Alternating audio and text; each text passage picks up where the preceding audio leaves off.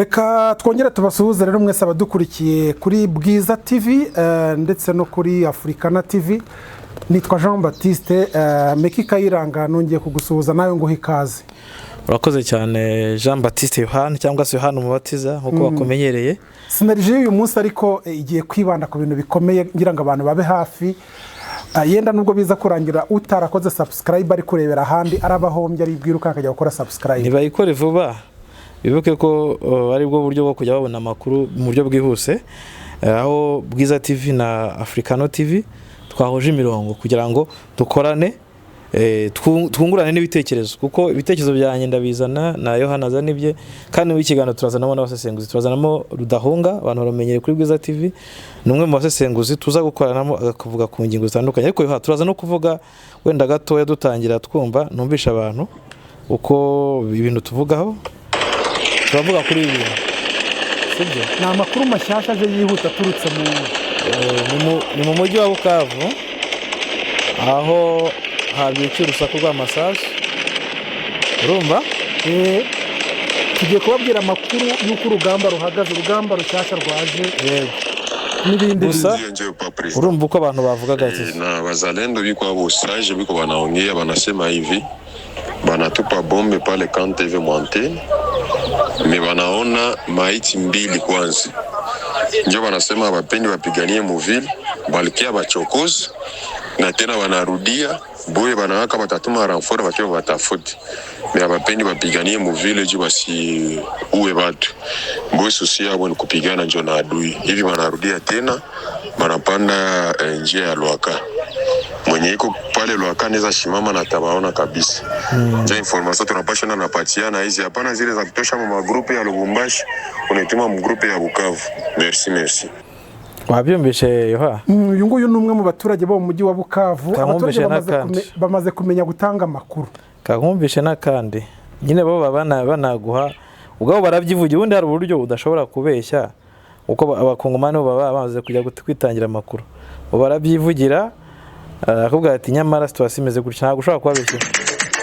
Not here and then debe abantu bagire gato rwose tubahe ibintu byumvikana ibyo tugiye kuvugaho.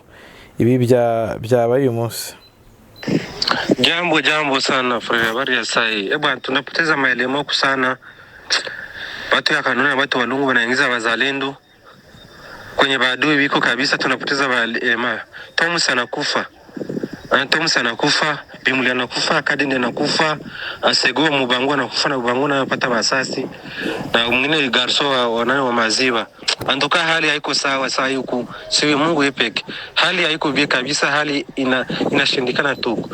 Bana waingiza masasi kabaishia wakakosa ramforo, foka maiki anabakosea, asata watumia masasi na masasi haikui. Abyumvise? Biteko mrefu sai ufoka Mike niwe muzarendo muyobozi w'abazafite abazarendo benshi cyane. Jambo habari za nchi, si shida hii, vita iko mrefu sai mpaka sai wale bazalendo wenye waliingia mule mu Bukavu bote baisha kufa, hakuna hata umoya muangaliki yako, bote sai kabisa baisha kufa.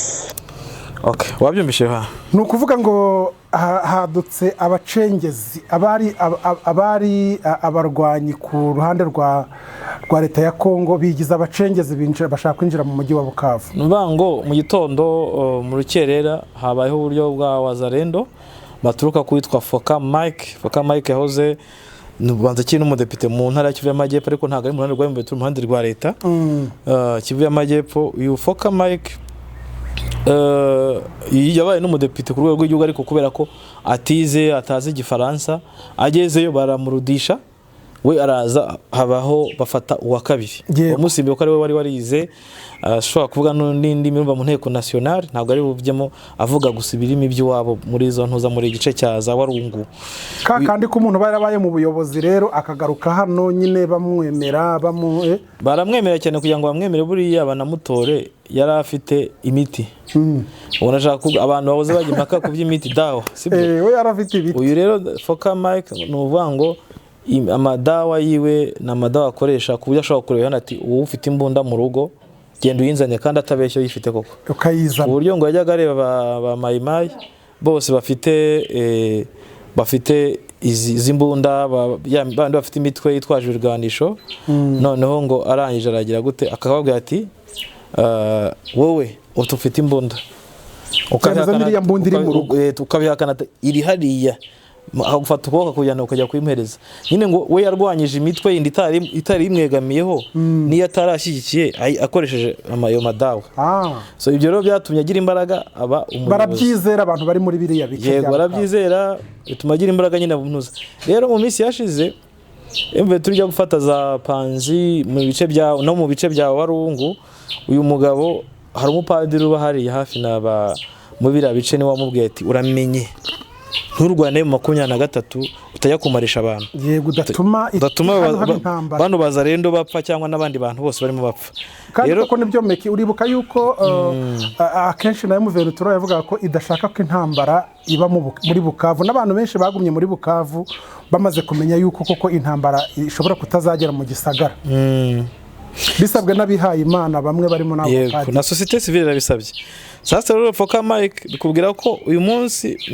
ejo yohereje abantu nyine mu rukerera ngo baje bisize imiti yo kuvuga ko badashobora gupfa basiga imiti ahantu hose igena abonye amafoto n'amavideo mu bituza ku maguru mu mutwe hanyuma bagafata umuhoro bakawukubita nko ku gituza bagusiza umuti rwose pe ntutobore bakubita umuhoro mu bugi bwabo babuhiye ibintu by'imyotsi n'ibiki yego ariko byo babasigaga imiti wenda kavidore kaze nkagwe kugira ngo mvuge inkuru nawe turi kumwe uri murabireba ubwo abantu badukurikiye muri mu bice bya za Kamembe amasasu mwumvise turimo turababwira ibisobanuro byayo bamwe bari no mu mujyi harimo n'abantu bakora ubwubatsi mu mujyi wa Bukavu bahoze bambaza bati meki bimeze bite ndababwira ntiro abazarendo kuko kigera amaze no gusubirayo nyine twabonaga amakuru uko babagiye basubizwayo nayigwa iyo video ariko hasubiyeyo bake nta muzarendo n'umwe wasubiyeyo kuko urumva uwo mukongomani yavugaga ati rwose abaje nta n'umwe usigaye oya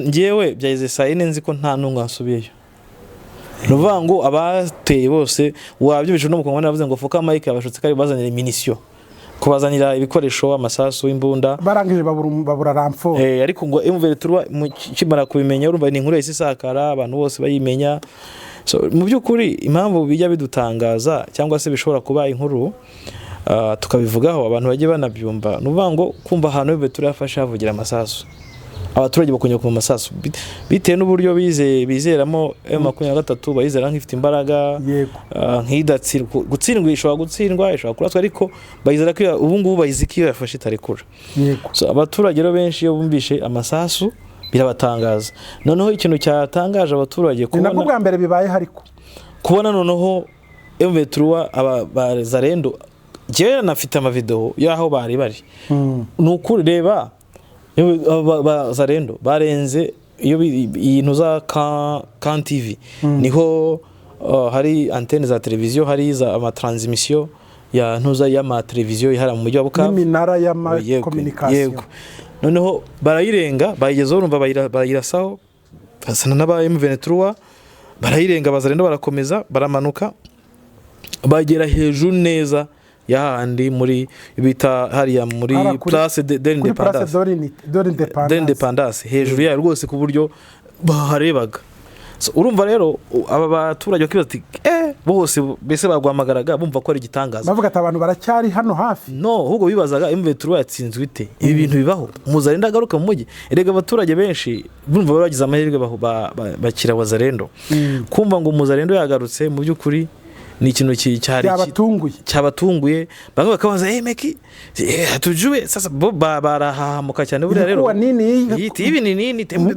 hadushangaza sana ati hatujue ni kitu kitafanyika wamepitia wapi wametoka wapi ati hakuna M23 hapa mjini ati wazalendo wamepita kwa nini wamepita nyine bose babikubwira ukabyumva yewe rero kuko ubundi ndabaze M23 iri muri point strategique irimo irareba uburyo abantu binjira ikaba yabarasa cyangwa se koko bayiciyeho mu byukuri ni ikintu ubona ko cyagoranye cyane kumva ko M23 bayiciyo bakaza bakajya mu ariko baturage. wabyumvise ko natangiye mvuga nti hadutse undi mutwe w'abacengezi kuko bariya ntabwo twabita abarwanyi bacengeye n'abarwanyi ntibaje kuko baranateguje buriya abazi bavuga ko bagomba kuza iyo harega n'abarwanyi abantu bamfata bazari no mukafata nk'abantu b'abana ng'abantu ngo batarabarwanyi none bafite imbunda none ko batasubiyeyo nuko bahuye n'ababarusha ubushobozi Higa yo harika mubwire ari ibintu bidutakwiye gutindaho yewe abantu rero yewe abantu benshi tubyumvikana kenshi tuba dushwana dupfa kuri za WhatsApp cyane handi umuzarendo ufata imbunda akajya kurasa umuntu wowe uyifite wamukorera iki icyo gihe nyine urumva umuturage niwe uba abigendeyemo yego ariko urumva M23 nayo harimo kubanza gutekereza ku baturage yanze guhita ishora amasasu n'iki yego ikindi cya kabiri buriya no mu buryo bw'imirwanire meki habaho kumanza kumenya umwanzi ninde angana iki aturutse he afite iyihe misiyo ntago mwaba muri 3 cyangwa 5 cyangwa 10 ngo mwihutire gushora urugamba kandi yenda uje ari kompanyi cyangwa se ari batayo harimo gushaka amakuru gutanga amakuru no gushakisha uburyo kurwanya uwo muntu no kureba abaturage aho uri kuko M23 yo urumva imbabazi zifitiye abaturage ariko ntabwo nyako zifitiye abazarendo ko yamaze kubakaraba uyu muzarendo we nta abazarendo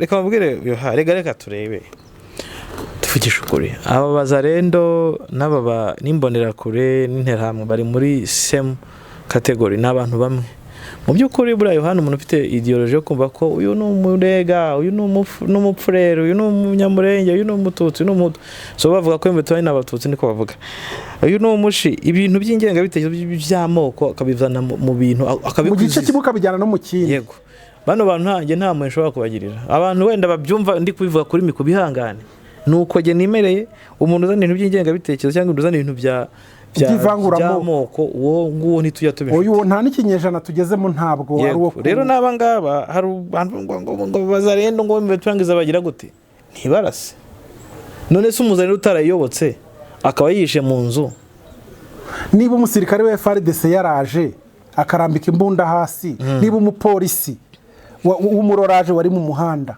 yararambitse imbunda hasi umusivile na FDLR ejo bari bibonye tuyakira hano ku iri ariko yafashwe ku ngufu ntago yaracakiwe ni ku gahato ntago yacyuwe kubushakirwe n'abandi babera ikimenyetso yego so nugwereka ngo M23 irabahiga bose kandi yarabivuze ko bose igomba kubahiga ama operation ko fatira cyakomeje hari nundi bavuga bafashe uyu munsi wo mu Liyetona ukaze cyane muri crap umukomando uzwi cyane ngo Seigneur de Guerre uwo bamufatiye hano nzi ko giye yakoreraga mu bice bya yari mu bice bya by'ibirunga kuko yajeje muri saa kibundi bari hafi gufata Goma avuye mu bice bya za Rucuro so rero uyu kandi urabyibuka ko umuvugizi wa M23 wungirije mu bya politike ejo bundi yatubwiraga ati twebwe dufite amakuru y'ahantu bari cyane kandi turakomeza kubahiga bukwari yes babwira ko Seigneur de Guerre nawe ashobora ko yafashwe ko uyu nguyu ni umurwanyi niwe bavuga ko ari umurwanyi wa hatari nawe tumutegereza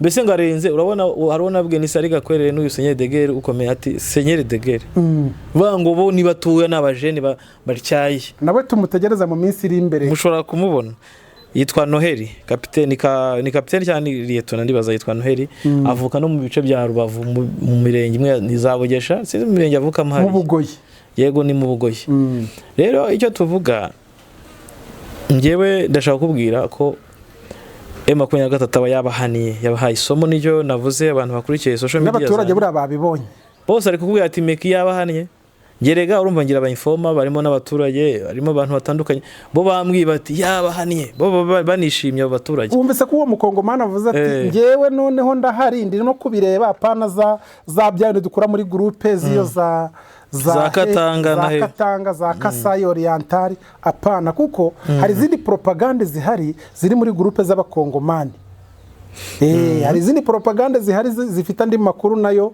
azabeshya abakongomani ariko urumva bafashe icyemezo cyo kujya bakora amakuru ashingiye ku cyo bitwa situation actuelle niyo mpamvu natwe tubabwira nk'abantu bumva ikinyarwanda ndavuga avuka mu bice bya Nord Kivu Sud Kivu vuka za Maniema cyangwa se hirya za Butembo ubwo ni muri za Ituri n'abavuka mu Rwanda bavuka Burundi Tanzania Uganda benshi turabafite bari hirya no hino niyo mpamvu yoha kenshi nka gitondo nakoze update so maze iminsi ntabwo ntameze neza ndwaye ariko nihanganira abandi bura mu mutwe hagiyemo amakuru menshi cyane n'umunaniro mwinshi ariko narwaye n'amagripe uramuhogo agwa ameze neza ni periode abantu benshi bari kurwara muri ubwo buryo so n'ubu ngubu dukoze ikiganiro kare kugira ngo mbone uko wenariza kuruka so icyari gihari nuko nabyutse nshaka guha abantu kuri tuba dufite amakuru y'ukuri ntabwo dukeneye ko abantu bavanga usanga baraje babamare nk'ubu abantu birirwa babwira abantu cyagiye barasa muri Gisenyi barasa bya bisasu hari abantu biravuga ngo ngo making uri he nkavuga ngiye ndi Gisenyi ngo kudahunga ngo bantu ngo baba ngo Gisenyi yafashwe urabyibuka imodoka ari kugera i Kigali bava muri 300 oya abantu bavuga ngo Wazalendo yafashe Rubavu Tombe ibyo no mu magroupe yes kandi twari duhari turi hano kuri grande barriere na petite barriere cyane nkabira rero inkangi ubu ufite information z'ukuri ndino kuri firidi mba ngomba n'inshingano zanjye guha abana niyo warwara ugomba kububaretse ku ndakora pe niyo narwara ndihangana gukora buriya kuko pe hari igihe wumva byanze ariko batereka nkore mpabana amakuru mu gitondo nari mfite information mbwira umuntu wanjye nijya mu mujyi Bukavu urebe umbwire arambwira so rero icyo nshaka kuvuga niki abantu tuba twiyemeje kubaha amakuru y'ukuri kugira ngo batazayobya na makuru twatangiye rega na makuru twatangiye ejo warambwira guti urugamba nibwo rutangiye ntago turageza aho tutayaba abantu bagomba kubona amakuru kandi yizewe so icyabayeho rero hano babaza rendo bamaze kurasa mu mujyi umve kuntu baba bafite n'agasuzuguro kenshi bamaze kuza barasa barangije barakata basubira inyuma bo bitwaye bajyanye na hahoze antene za Okapi cyangwa se Okapi aho yahoze ikorera imvetora yaje ari hibasanga Mwumvishe ko no mugabo avuga ati bazamutse ku nzira yo kwa Rwaka kwa Rwaka ubwo ni umugabo utuye hariya hejuru barabazwe nyine bagezeyo rero batoye ngeti zamukanya amakamyo 18 abandi 18 ngifoma wanjye amakamyo ari 18 emuvene turuwishe yego ngo ngembe tuyaraka ngizamukanya abasirikare benshi niko bavugaga barangije barazamuka bashaka mu minota nka 40 nko mwisambwe ibyo ngibyo isambwira ati abantu bose nta numwe barabarangije ati barashize nakora yejari akubwiraga ni urumva niba baje yenda bakabona hari Wazalendo bishyizemo ngo twaduhungu ariko ntabwo bazi uburyo bazi kuntu dutyaye ivubiri dwinga yani bazi kuntu dutyaye udungu dufite kose za komando twabaye trained muri nta mukomando byuha buriya abakomando babyuha bari bake cyane training yo mu birunga ariko baze none guhora wikoreye ntuza proof bullet wikoreye ntuza iriya helmet ziraremera helmet bavuga ko ibiri mu biro 5 n'ubushyuhe proof bullet iri mu biro nka 20 na hari n'igihe bongeramo n'agacanga yego noneho ugashyiraho magazine imbunda yawe ifite magazine byibuze 3 yego ukikorera ibikapu byawe urumva umuntu wajya kubikina nawe ntabwo bishoboka abazanye rero ugasanga yikoreye igifuka gusa kirimo isafuriya cyangwa akawunga arimo aragena n'imbunda n'inkoko niyo yibonye ntayitaho cyangwa ingurube n'ingurube ubwo azahagara imbere ya 23 ntabwo bishoboka so rero nibyo tuba tuvuga noneho ikindi hano bumvishe ngo minisio yabashiranye ngo ntuza ngo uriya Foka Mike ngo yababeshye arabaha minisio kuko bo barasaga nk'abagize gute nk'abategereje ariko ntago ashobora kuba harimo bya bintu nanone byabaye ku kibuga cy'indege hano i Goma aho abantu bazaga bishoye kuko hari abatipe baracyari muri system yo kunywa n'ibiyobyabwenge bavuga bati mubanze mubinywe musinde ubundi mugende ukavuze ko iyo nyayo byatumye bahura n'ibingibi none se abantu bakizera imiti ko bari bujye imbere y'isasu y'umuvenuturo yamurasa ntapfe si bisanzwe mu mama nibisanzwe bafite ko bisiga imiti ngo ntibafate buriya ngo aramunamwe ko mayi byavuye ngo kubandandi ngo bigeze kwicwa na FDLR buriya ibakorera igisa nka genocide muri za Warikari noneho baza kubona ko nta yandi mahitamo itariki byabaye ntago nkibyibuka ariko nzi ko yo history nyizi baza gufata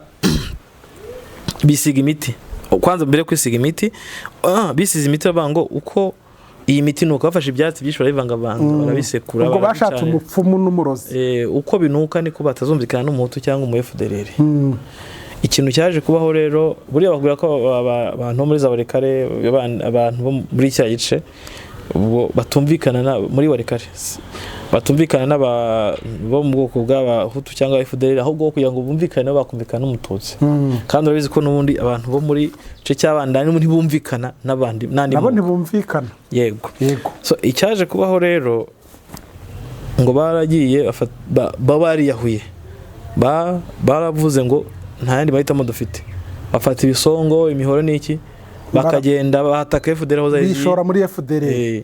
Bajya ari benshi ngo bagutera igisongo ukarasisha 12 bakaza ari nk'ijana, ukarasamo nka 50, bari 50 bakayigufatana, bandi bakafite mashini gani cyane, bakaza gutyo ari bati mayi nuko byaje kurangira rero iryo zina rihari. So ba mayi rero wenda nundi ubize zanyunganire ko ni nko muri ya indi ya Vietnam, turayibuka ya film ya Vietnam. Bana mayi rero ibi philosophy byo kwizera imiti ni ibintu byo kuvangirwa, je natikiza ko ari ibintu byo kubeshya gusa. Biti yabo harahikora, ariko ari nabo badukanye wa muco wo kurya abantu. Yego imiti ya harahikora rero. Imiti yabo yaje ko abantu bose birangira iyo 23 igize gute ibaziritsira bahondagura, birangira nta numwe urokotse. So ubu bose bari kuririmba urwo bagize gute babonye. Umvishe wa wundi abantu yarondoraga bapfuye, yavuga bapfuye azina amazina yabo. Yego so nguko byagenze rero mbituba birangira igeze gute ibarangije bose, ariko bakanavuga ko none yanakomeje zindi operation zo kubahiga noneho ukurumva amakamyo 10 ntabwo agiye gushaka mayi 30. Oya urabizi ko ari ugutsinsura hariya, nta bintu byo kuvuga ngo gusa. Rero hangaha niho tugiye guhamagara umuntu akadufasha kusesenguzi mbere yuko tujya no ku bindi twakira amakuru yandi yoha. Yego ariko hayenda wari wamaze kumuhamagara. Ntamuhamagara. Umuntu bashobora guhita bibaza bati none mu mujyi wa Bukavu ko M23 ihari, aba bazarendo ntabwo birukanse, biragaragara ko uberema tukirimo, abandi barirukanse bageze Uvira. Umuntu yakwibaza ku makuru nanone ari hafi, atese none M23 ubu ngubu ihagarereye hehe? Kuko yayifashe uva Uvira. M23 deja iri muri village imwe ya Uvira yagezemo, igaragaramo ko urenze ngikiraro, urenze za Kamanyoro karenga ikiraro gihari ahantu bita village yitwa Katogoto. Aho niho yafungiye, niho iri. Ikinavuga ko iri mu misozi myinshi ikikije Uvira, iri muri ya systeme yo gukora box. Yego ikaba iri muri point strategique za Uvira. Hanyuma kubwira ko abazarendo baturutse ahitwa Ngweshe. Ngweshe no gatero Shumarega ntabwo ari gitero, kilometero 45 niho baturutse kure cyane. Ese ibintu byo ntabwo byabirimo n'inzara no gushaka kwiba no gusabuta gusa. Nta nzara bafite kuko abantu bazarendo iyo video bareba bazagaragaraga, abazarendo bahabwaga n'amafaranga n'abaturage barayanga, ntibigeze bakunda. Bese urebye ko harimo ibintu by'imiti, abaturage basuzaga ntibasuze, babaha amafaranga ntibakire, kandi uzikunda bazarendo ku ifaranga baroze. Byaje kurangira nyine bagize gute nta kintu na kimwe bafashe, bikwereka rero ko icyawo bari baje bameze nk'abaje gutestinga, kureba ni sabotage ariko itabahiriye. Gusa iyi sabotage nkabona ko ishobora kuza gute kubabyarira amazi n'ibisusa, ishobora kuba nka ya operation yabaye Ngungu, ubwo abarundi n'abandi bafatanyije baje gutera M23 igakora wizidoro muri Ngungu, irangije ibamanukana Ngungu, ibamanukana Minove, ibamanukana Bitonge, ibamanukana za Gasake, ibamanukana Rumbishi. Abantu barabyibuka bafite speed igera muri 200 mu isegonda birukanka. Operation Ngungu yatumye babura Bukavu, babura na Kavumu, babura Goma, babura byose. Yabaye imbarutso yo kugira gute yo kuba rasagura bose. Icyo nacyo nagira ngo twongereho. Yego reka wenda nkamagaye n'uyu mugenzi wanjye yakivugeho kugira ngo duhe abantu amakuru ari yuzuye. Tuze no kureba kuri abo ba FDL bafashwe, tuze kureba kuri ku mirwano iri kuvugwa hirya no hino, kanze tubikore.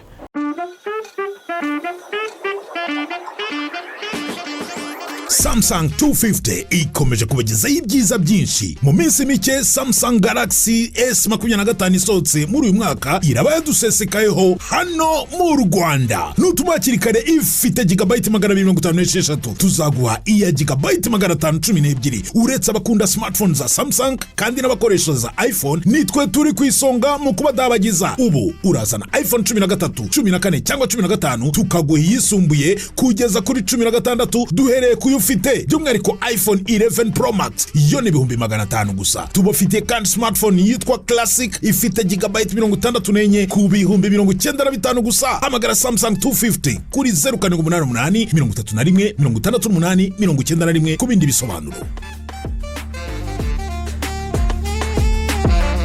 Ikindi nababwira nuko Samsung 250 reka nze ndebe buryo yabadabagije ngo telefone za S25, S25 Plus, S25 Ultra zamaze kuboneka, zaje mu itangazo cya muri advert bavuga ko bagomba kuzana ariko zaraje, abantu bashaka kujya kuzishakayo bakazigura.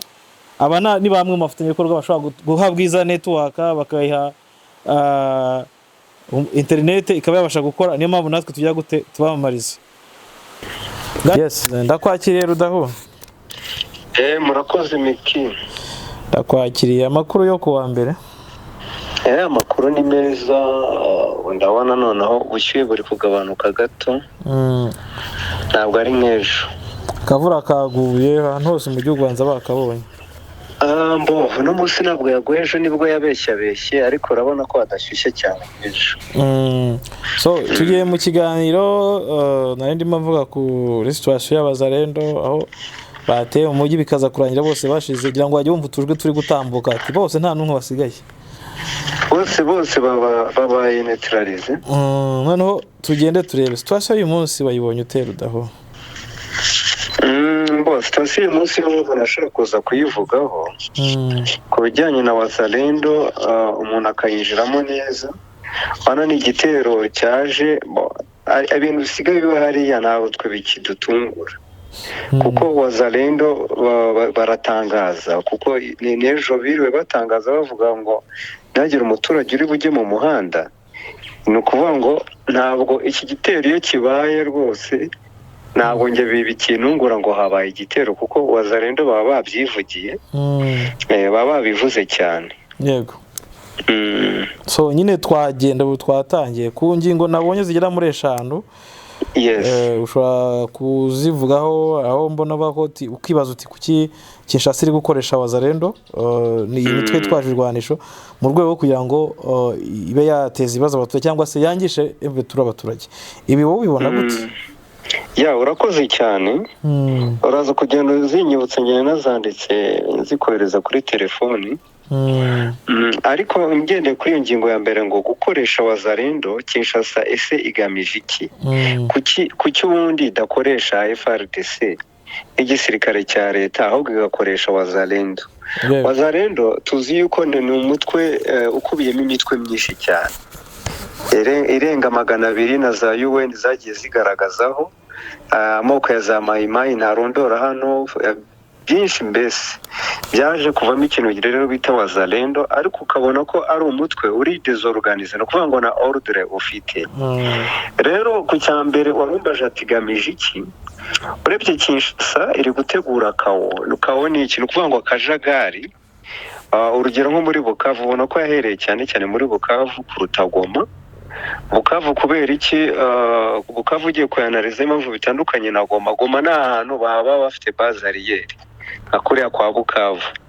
Bukavu urabona yuko baracyafite ibice M23 igishaka gukontora biri mu majyepfo ugana za Kamanyora na biriya bice bindi by'imisozi biganisha muri Sud Kivu. Hariya rero urabona ni mu ndiri ya wazalendo na mayimayi. Rero Kinshasa igamije guteza kawo ikoresheje wazalendo i Bukavu kugira ngo hapfe abantu benshi, ni ukuvuga ngo abasivili, hanyuma byitirirwe M23. Kuko urumva iyo abasivili bapfuye ari benshi haje imitwe nk'iriya bidakozwe n'igisirikare, ahanini kugira ngo ujye kubihekesha guverinema biragorana. Byagiye byigaragaza cyane no mu masezerano y'amahoro y'agahenge, aho wasangaga wazalendo zijya gutera M23, noneho leta ikavuga ngo ni wazalendo ntabwo ari twebwe. Rero ubona yuko nyine bashakaga ibintu bya kawo kugira ngo babigire iki, bateze nuza akajagari. Ariko ukabona mise mbona n'impamvu n'abaturage benshi bapfuye cyangwa nta n'umwe uragaragara mu bapfuye cyangwa wakomeretse. Ubona yuko iki gitero M23 yari cyiteguye, kuko niba twega abasivile dusanzwe tuba tubibona ko harimo ibintu birimo gutegurwa na wazalendo birirwa babyigambye. M23 mu iperereza ifite sinibwira yuko babasha kuyoberwa ibintu wazalendo barimo gupanga.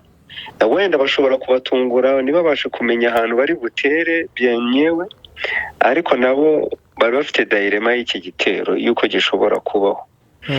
Rero kuri iyo ngingo ya mbere nkabona ko wazalendo ari abantu bashobora gukoreshwa. Urugero muri iyo tuvuze wazalendo meki, impamvu leta zibakoresha, urabona no ku gihe cya Habyarimana hari ingabo z'igihugu bitaga FARC, ariko leta ishyiraho icyo bitaga interahamwe n'impuzamugambi. Ni milisi, babyita milisi. Muri Kongo rero bari wazalendo bakuyemo amoko menshi y'imitwe yitwaje intwaro. Ni ibintu byagiye bibaho, ubona ko ni Burundi babashinja gukoresha imbonerakure. Muri Cote d'Ivoire nabo byagiye bibaho kwa banuza kuko bitwaga ngo Jeune Patriote, bari cya Bagbo. Yes, bari bayonitwaga nuza Charles Pregoute, ubona ko yigeze no kubibazwa ariko agasohokera he abaye umwere. Ibyo byose rero ni ibintu urabona kera no kubwa babuyo n'abajyaga bakoresha bitwaga milice, abo bitaga abasanze sheke, ariko ahanini wasangaga bo batabaha intwaro cyane ngo bigaragare, ari ugasanga ari nk'umutwe nyine uri paramiliteri ubona ushyigikiye ubutegetsi. Rero amaleta agiye gutsindwa kenshi akoresha ino mitwe mu rwego rwo kwirukuraho icyasha kugira ngo bitaza kubajyaho, bize kubazwa cyane cyane iyo mitwe kuko ibiri desorganize. Hanyuma ku ngingo ya kabiri sizi niba twajyaho nashaka kuvuga. Ngingo ya kabiri naho haravuga wowe wibaza ngo ni wazalendo ni force imeze gute? Yes. Wazalendo buriya ntabwo ari dominated force. No kuvuga iki? Wazalendo nta mbaraga bafite, urugero rwo kuba baza ngo bakure M23 muri Goma, bakure M23 ahantu yafashe. Experience zose abantu barwanye byarananiranye. Wazalendo nta mbaraga ifite zo kuba yaba ini force dominatrice, no kuvuga ngo ishobora kwirukana M23 ahantu yaba ifashe. Ariko ni force gênante. No kuvuga iki? Ni umutwe ushobora kubangamira M23 muri gahunda ifite. Urugero urabona nko kuza guteza biriya bibazo hariya, ni abari cyasha kigiye kuri M23. Icya kabiri ushobora urumva bishobora no kwahisha abaturage M23 kubera ko iyo baje bakica abaturage, ikindi hungu b'abaturage benshi mu mujyi bakaba bavuga ati ariko se bimeze bite M23 ntayihariya ni gute abantu bayiciye, mbese hari amagambo menshi cyane. Yes, no kuvuga ngo ibishobora guteza ibyo bibazo nuza umutwe nka M23 akwangisha abaturage n'iki no guteza akajagari. Ariko ntabwo ishobora kuba force ishobora gusubiza inyuma M23, gusa ni force nziza kuri leta mu rwego rwo gushyira mu ngiro imigambi mibi urebye ya Kinshasa mu gihe irimo iraderanja nuza M23. Hanyuma ku cya gatatu hari ikintu ushaka kugarukaho, aho uvuga ibintu bine bishobora gutuma wazalendo badashobora kugera ku ntego. Yes, ni ibintu by'ingenzi cyane. Unagiye no mu mateka ahantu hose yabaye iriya mitwe twavuze, impamvu nyine batageraga ku ntego, ari ugasanga abanyapolitike barayikoresha mu rwego rw'inyungu zabyo. Ni ukuvuga ngo hari icya mbere, ni ukuvuga ngo effectif yabo ntabwo iri organize. Yego. Yes, irimo akajagari, ntaho uhita ubibona. Ni ukuvuga ngo bariba aho bari, abaturage ahubwo usanga bahamagara M23 mwaje mukadukiza kubera akajagari kabo. Donc na effect bafite problème ya effectif utari bien organisé. Hanyuma icya kabiri, eske uribaza uti baramutse bafasha ahantu kugezwaho iki ibikoresho? Nabariya barivugira ngo impamvu ngo bavuye muri Nuza ngo impamvu bamwe basohotse bakagenda ngo nuko umuyobozi wabo witwa Banifoka ndamwibagiwe ngo yabimye amasasu yawe. Yes, no kuvuga ngo iki rero nubwo babaje hera ntabwo babyimba umujyi nka Bukavu kuko ntabwo babona effective y'amasasu y'intwaro y'ibikoresho kuko Nuza no kuvuga ngo intwaro kubageraho ni ibintu byagorana cyane, ibikoresho ndetse n'ibibatunga. Ari mpamvu ubona ahantu bari bahitamo iki gusahura.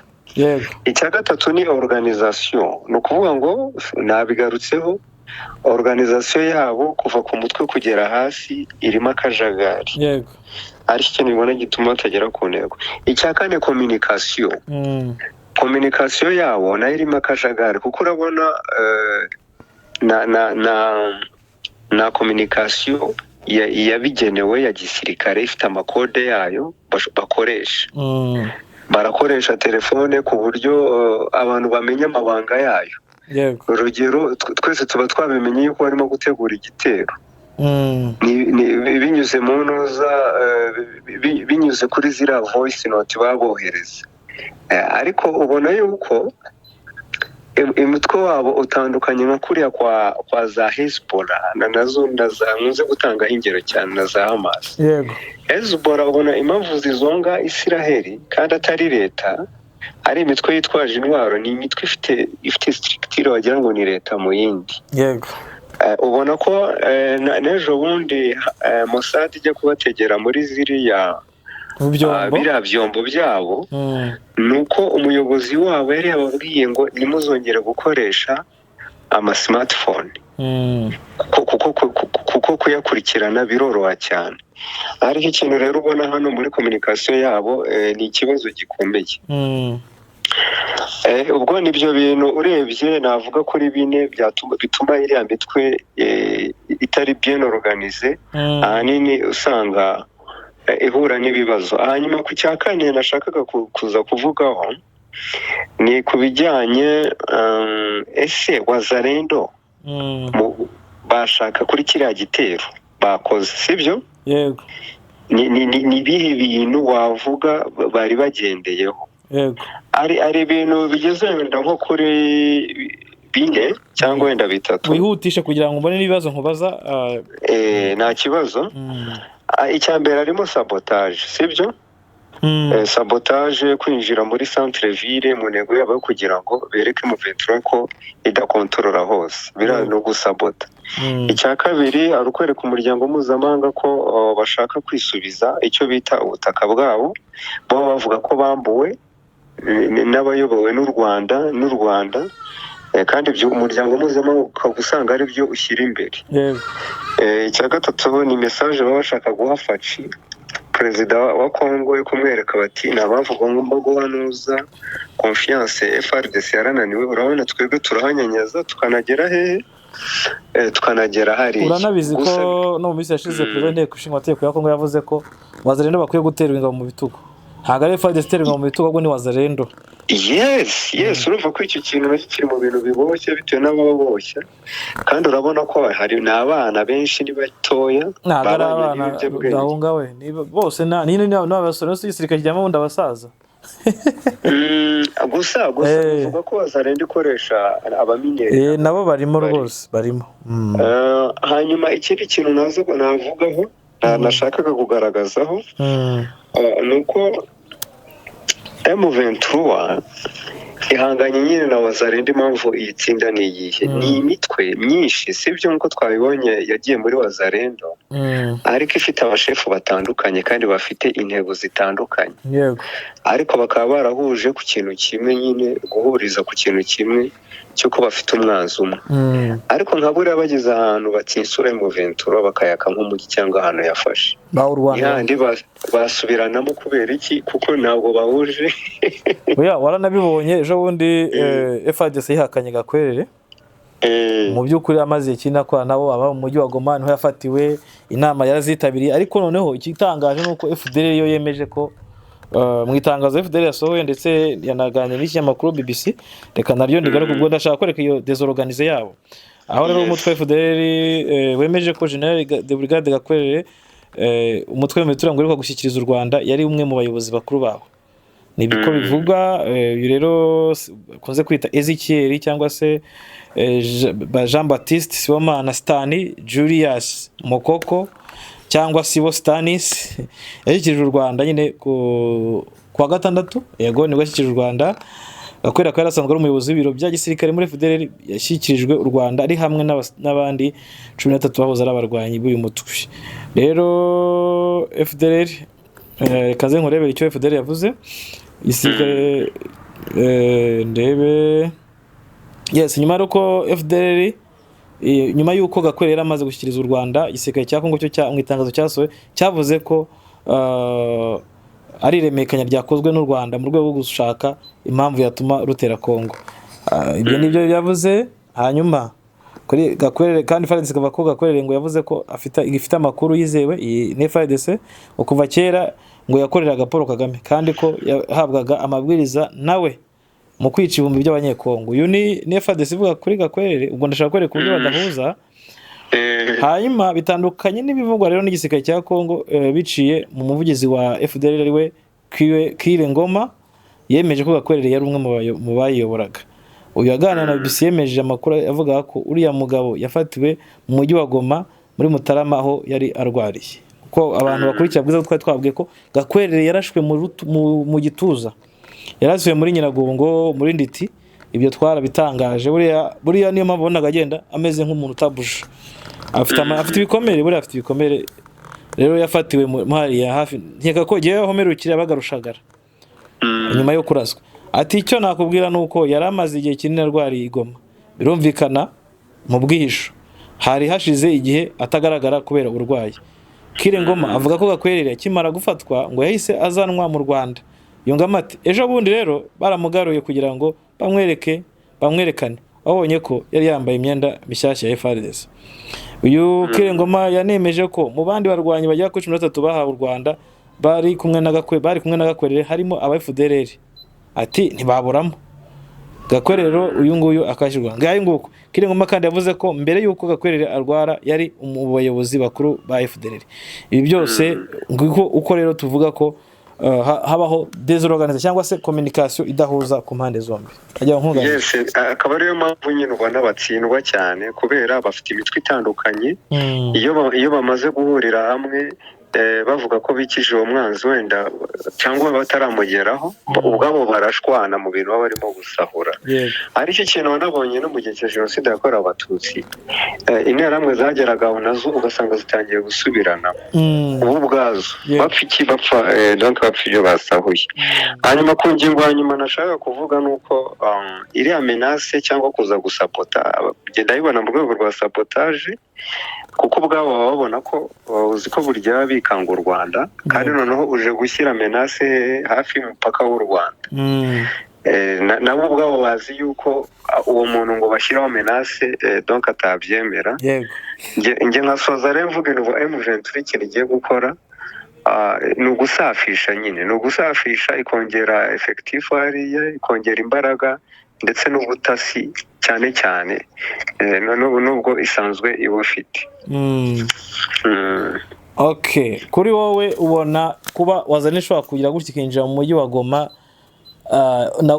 not mu mujyi wa Goma, kuba ishobora kwinjira mu mujyi wa Bukavu bese icyo yagaragaje uyu munsi no kuba yabasha kwinjira cyangwa yashobora kugaragara mu baturage, M23 nta burangare bwabo cyangwa ntabaye uburyo kutabikaza cyane nkuko abaturage bavuga ko batajya banayibona deja igaragara.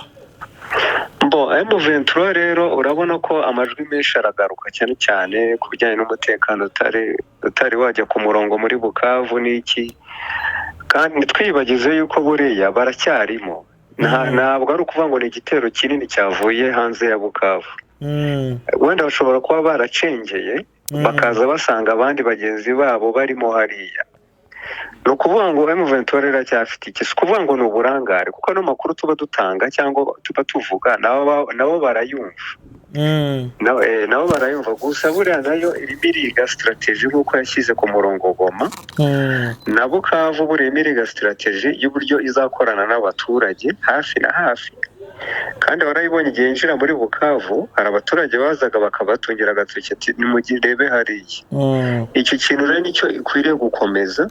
Njye ntabwo nabyita uburangare kuko ntabwo security igiye ijana ku ijana.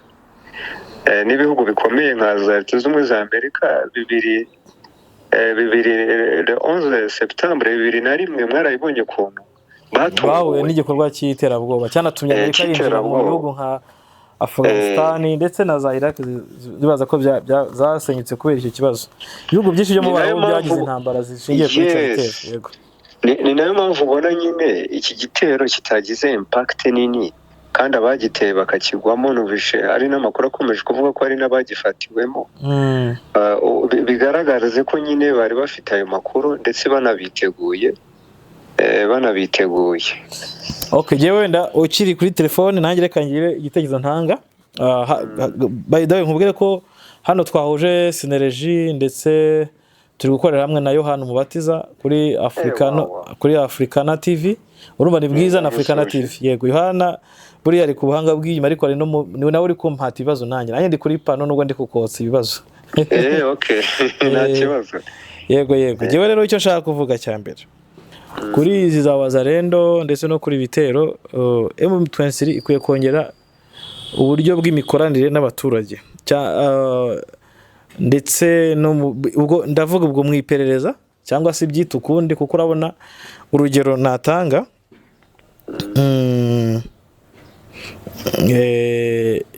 ni ntuza ni urugero tureye nko muri good governance ngira ngo urabyumva cye na good governance habamo ikintu cyo ngo citizen participation uburyo abaturage nabo bashobora kugira uruhare mu kwicungira umutekano mu kwizanira iterambere mbese mu kwizanira byose hakazaho ikintu cya watchdog kuba ijisho cyangwa se kuba ijisho bo bavuga kuba ijisho bo watchdog bavuga ko kuba ijisho rya rubanda kuba waba voice of voiceless hakaba ikintu cya accountability kubaza inshingano yewe nibyo nashingiraho kuko nkaye mu bihe tururebye kuba ivuga ngo ijyanye ubuyobozi bwiza budaheza abaturage bubaha umutekano bubaha amashuri meza bubaha iterambere bubaha kwanza imiyoborere myiza yakora iki kintu igashaka uburyo for example nikorane n'insengero ama churches bayibera imbone mu buryo bwayo buri indirect ntago ari nko kwinjira mu church ngo ivuge hari abapasiteri benshi baba mu mujyi wa Bukavu bumva filozofiya ya 23 ndetse bashobora kuyifasha mu gukora n'abakristo babo kumenya ikijyanye n'umutekano kumenya ikijyanye na elema zose zigira gute zibaho batuye kubera ko niba itanafite n'amacaci bakora nikereye insengero kuko ibyo birashoboka ubwo ndaje kuvuga uburyo yakoresha intelligence zitari abasirikare ko zishobora kuyifasha mu gukora gucunga umutekano kuko umujyi wa Bukavu n'umujyi ubona kugoye urimo abantu baseka ariko bafite ibindi bintu basekana ni umujyi kandi ubona ko ucucitse ari munini mu buryo ushobora kutitonze ushobora kubigwamo ubwo ni kimwe n'ahandi hose ndavuga ubwo mu bice maze gufata byaba Rucuro byaba Masisi muri Warikare Rubero no muri Sud Kivu nyine mu bice bitandukanye ikoranye na churches insengero zayifasha kugera ku ntego zayo no kumenya uruhare rw'abantu kandi gahana umuntu wese ugize ibikorwa bibi by'umutekano uzatse kuzana umutekano muke muri gice cyose yobora ikindi ishobora gukorana n'abamotari n'urugero bakora transport abamotari bashobora gukora nayo niba ibona bataboneka nibakereye kuko abamotari bashobora gukora umujyi wose bakawuzenguruka bakamenya uko situation yiriwe hose niba ngo hari ibintu bibiri yakora bikayifasha kugaininga abantu no guhindura abantu kandi no gukuramo izo elema zirimo hariya zitageze gute elema zitayihengamiyo cyangwa se elema zishobora guteza ibibazo bikeya guteza umutekano mukeya mu baturage iyo numva ari ubwo buryo nabivuga rudaho kuko icya mbere insengero zayifasha icya kabiri ruza abamotari ikindi mu mashuri abarimu bigisha even n'abanyeshuri bashobora kuyifasha kubona amakuru arenze ayo yabifite iyo numva ari ubwo buryo bwashoboka ikindi nge nakongeraho media buri igira uruhare rukomeye cyane twarayibonye nyuma ya jenoside yakorewe abatutsi hari umutekano muke cyane cyane ibisasu ngira ngo muribuka witwaga Gashuhe publicité za Gashuhe zikoranye ubuhanga nariya bashobora kugendana n'isi tugezemo bagakoresha media bakangurira abantu kuvana intwaro mu mungo buri kanya kandi bigaruka ndibuka hari igihe nari ndi mu gihugu cy'Ubushinwa ni urugero nazo gato kugira ngo se nk'ubihuza ariko ubusanga ahantu hose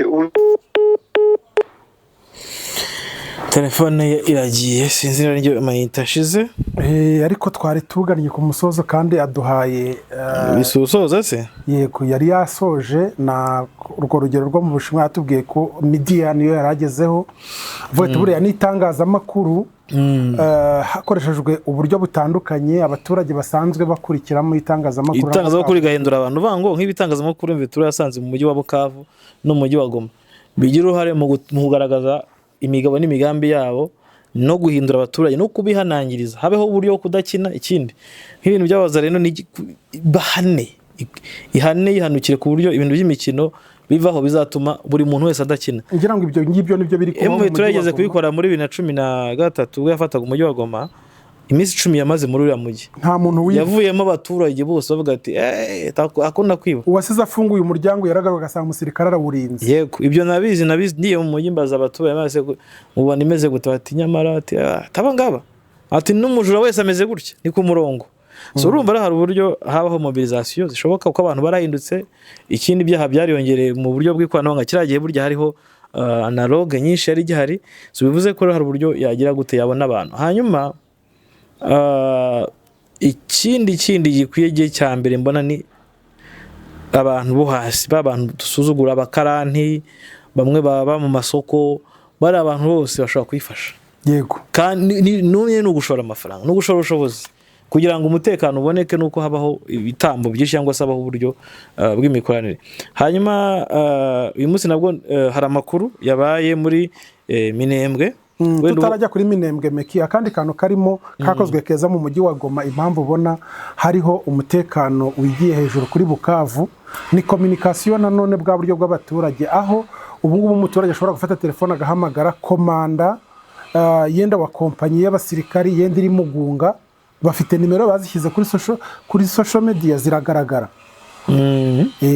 utewe nijoro yumvise umuntu hanze arahamagara ati genda kumva abantu hano sinzi abari bo ibyo nabyo ni ibindi bintu no kwisanzura cyari ikibazo mbere naganiriye n'abamotari hano kuri BDG bavuga bati dufite ikibazo ko umuntu agenda nijoro ugahura n'umuntu akaguhagarika kuri moto ariko ntabwo tuzi ngo twahamagara nde icyo cyarakemutse ishaka no kwikora muri Bukavu reka nongere Rudaho yahamagaye yongera asoreza akantu ke yego Rudaho sorry byari byikubye narimo nanga urugero muri biriya bihugu cyane bigendera ku mahame akaze ku bijyanye n'umutekano uba usanga buri kanya banyuzaho publicité ahantu hose muri za metro mu mabisi hose ahantu ugenda hari ibyapa elegitoronike bibigaragaza ku muntu ufite nuza pasiporo viza ikaba igiye kurangira babikubwira ku buryo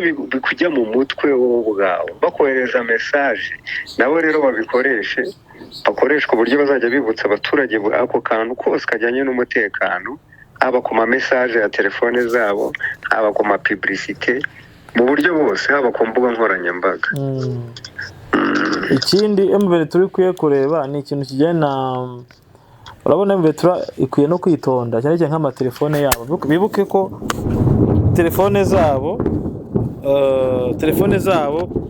sorry wenda gato ndabona mikoro telefone zabo ziba monitoring by government kubera ko imirongo bakoresha nacyo bagomba kugitekereza imirongo bakoresha za Airtel za Orange even na MTN yose ica mu maseriveri ya Congo cyangwa se aho Congo inyuza byoroshye kubona data za no gutracking abayobozi berekeye ibi nabyo bakwiye kubireba mu buryo bakoramo ni challenge ikomeye cyane nge ntago mbona ko abayobozi bari mu makuru bakwiye gukoresha iyi mirongo ya telefone yo muri Congo kubera ko ni igisasu tujya tuvuga ngo Monisco SADC niki nabo bafite ikindi gisasu cy'ikoranabuhanga bagendana sisa kuko urabona leta ya Congo yamaze kuzana abantu barimo kuyifasha gukoresha izi drone nujye ubona ibitero Israel ikora kuri iriya mitwe ya za Hamas banakubwira ko makanika yazize telefone ngo ya witwa Kasita General Kasita wamuhamagaraga naho akonyaga amagara amasunzu baramutrackinga kugeza ubwo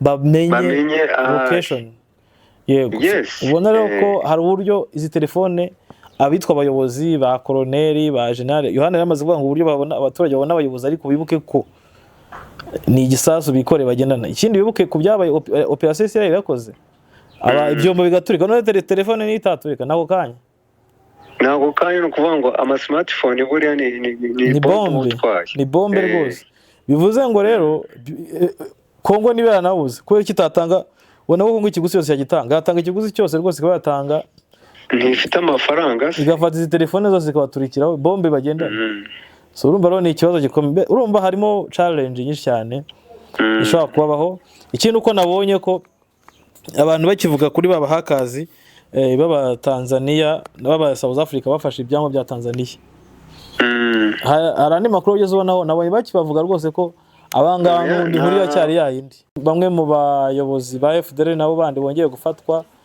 bafatiwe muri yego bashobora kubafatiwe muri Kivu y'Amajyaruguru muri operation Veturi iri gukora okay udahureka ngushimire esa murakoze so wabyumvishe nabyumvise nicyo cy'ikoranabuhanga nacyo kirimo ni ikibazo ariko nacyo cyakigirwa umuti niba hari ibyombo hari kandi hari n'ubundi buryo n'abasirikari bandi batoya bashobora kuba bakoresha ubwo buryo cyangwa se agakoreshwa n'inzego za gisivile zishobora kuba zahanahana amakuru nk'amaposte asanzwe hari ikirere ndabona kimeze nk'ikiri kuduhinduka sinzi niba ayo makuru yandi nayo twayanyuramo vuba so ngira ngo twahagarikira hano kugira ngo ibikoresho bitangirika ariko icyo twabwira abantu nuko amakuru yarahari bagumye bafollowing ibinyamakuru byacu badutegereze ku munsi w'ejo yego tuzaba tugaruka muri makuru mashyashya ngaye ngo reka tubashimire genda Meki Kayiranga nari Yohana mu batizo urakoze cyane Meki naho ku munsi w'ejo bye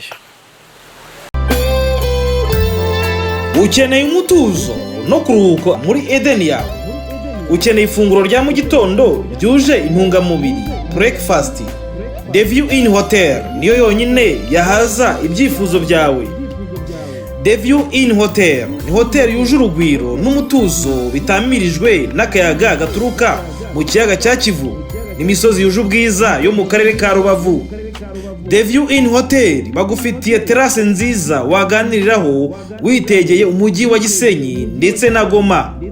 Ushobora nanone kandi kuhasohokera n'inshuti zawe n'umuryango mukafatira icyo kunywa ndetse n'amafunguro atagira ukwasa yateguwe n'umutetsi w'umunyamwuga. Bagufitiye sale y'inama ndetse n'abakunzi b'ikahwa barazirikanywe.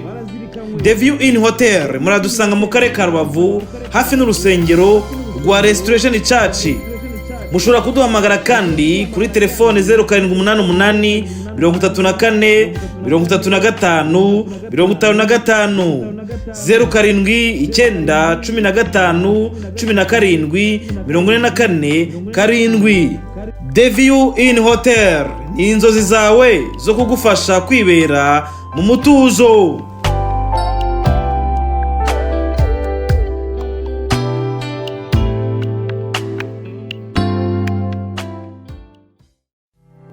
Hotel Talents Pool ni ikigo cya mbere gihugura abifuza kwagura ubumenyi mu mwuga wo gukora mu mahoteli na resitora. Riramenyesha ababyifuza bose ko ritanga amahugurwa y'igihe gito muri barista cyangwa gutegura amakawa, bakery and pastry cyangwa gukora imigati n'amakekes, culinary arts cyangwa gutegura amafunguro, restaurant services cyangwa kwakira abakiriya mu maresitora, front desk cyangwa kwakira abantu muri za reception no gucuruza ibyumba ariko harimo reception y'ibindi bigo bitari amahoteli, housekeeping cyangwa amasuku no gutegura ibyumba, harimo na dekorasiyo y'ibirori. Ukeneye rimwe muri aya mahugurwa yagana ishami ryacu rimwegereye, yanaduhamagara kuri 0788 266 7713 cyangwa 0722 3 414 24 tumurangira hamwegereye. Akarusho kandi niko duhugura mu kwihangira imirimo ndetse no gukorana n'abandi mu mahoteli n'amaresitora. Karibu iwacu muri Hotel Talents Pool.